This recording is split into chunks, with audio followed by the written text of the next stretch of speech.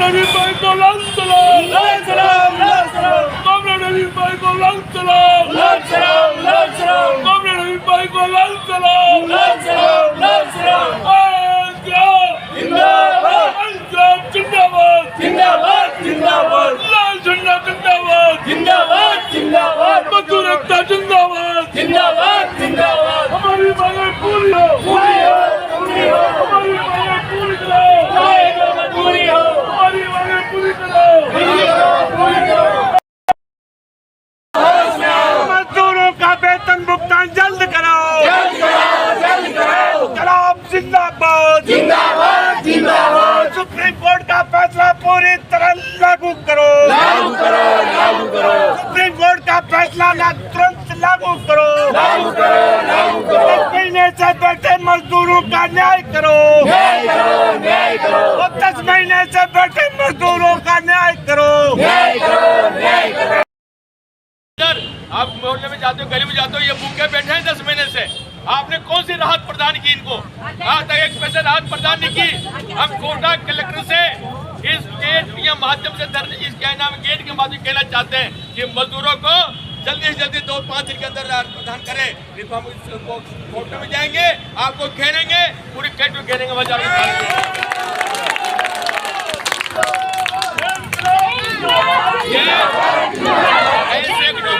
ताकत में इधर जगह आ रहे हैं लगातार।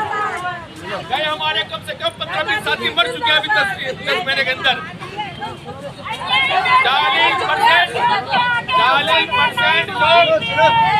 40% लोग जेके से मर चुके हैं। और वैसे कई लोग विधवा है और कई लोग दोनों के बच्चों के माँ बाप भी मर चुके हैं, अनाथ हो चुके हैं बच्चे। इसको अभी तक सर्व करो, मजदूरों के दमन करना बंद करो। इनका जब जमीन चीज आपने लिया, जब जिसने जमीन लिया आप सरकार ने, आपको प्रधान का उसको आज 24 जून को जमीन अधिग्रहण किए इन्होंने।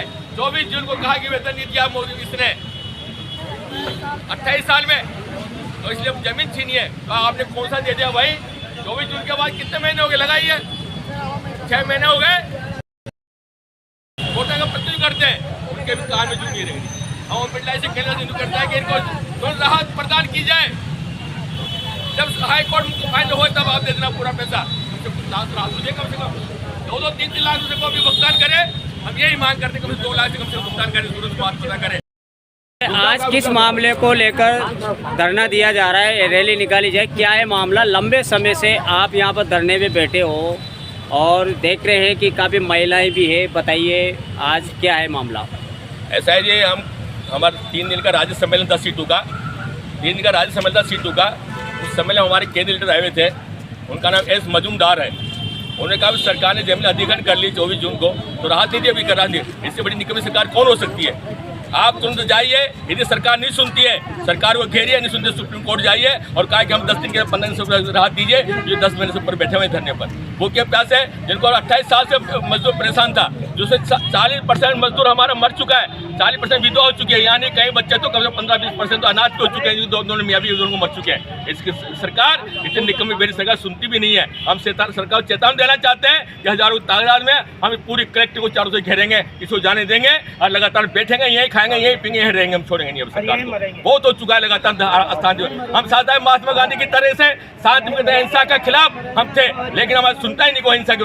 हम यही हम मार डालिए, चाहे करिए सरकार कर साहब, मारिए, उठा लीजिए, जेल जाए, कुछ भेजिए, लेकिन हम मजदूर के भूख के हमें देखने जाता, हमें मजदूर की भूख में देखने जाती। 28 साल हो गए, हमें ग्रेजुएटी नहीं मिलती। कौन सा कानून हिंदुस्तान में ग्रेजुएटी कानून 1 महीने के अंदर ग्रेजुएट देने रिटायरमेंट के अंदर, आज ग्रेजुएटी 28 साल ग्रेजुएटी मिलती। इससे कौन सा कानून है यार? जो अराफात ने जब जमीन भुगतान नहीं किया, जगह नहीं दिया, उसकी जमीन छीन तो आपने ली हमारा कहने पर। सुप्रीम कोर्ट के आदेश को मान तो लिया आपने, लेकिन वेतन भी तो करना चाहिए सरकार को।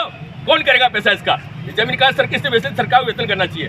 अंतिम राहत देनी सरकार पास हमने 10,000 करोड़ जमीन उसको सुपुर्द करवा दी। यहाँ तक कि जो SPRC और जो कॉलोनी कुछ हिस्सा जो अटैचमेंट था, आज भी अटैचमेंट उसको बेचकर तुरंत भुगतान कर सकते हैं। आज भी 3 दिन भुगतान कर सरकार पास कानून है। अटैचमेंट है जमीन, हाई कोर्ट से अटैचमेंट है, राजस्थान हाई कोर्ट से अटैचमेंट है, फिर भी कलेक्टर साहब उसका अटैचमेंट नहीं चलाते, क्योंकि लगता है इसमें क्यों कुछ गड़बड़ तो नहीं है। हिंदुस्तानी कानून कैसा हो गया, कितना कमजोर हो गया, हमें शर्म आती है इस बात को। हम हिंदुस्तान में हमें मौलिक अधिकार जीने का अधिकार दिया बाबा भीम राव अम्बेडकर ने, जीने का अधिकार दिया है, खाने का अधिकार दिया है, शिक्षा का अधिकार, रोजगार का दिया है। और रोजगार तो छोड़, रोजगार छीना जा रहा मनरेगा के नाम से, रोजगार छीना मनरेगा के नाम से।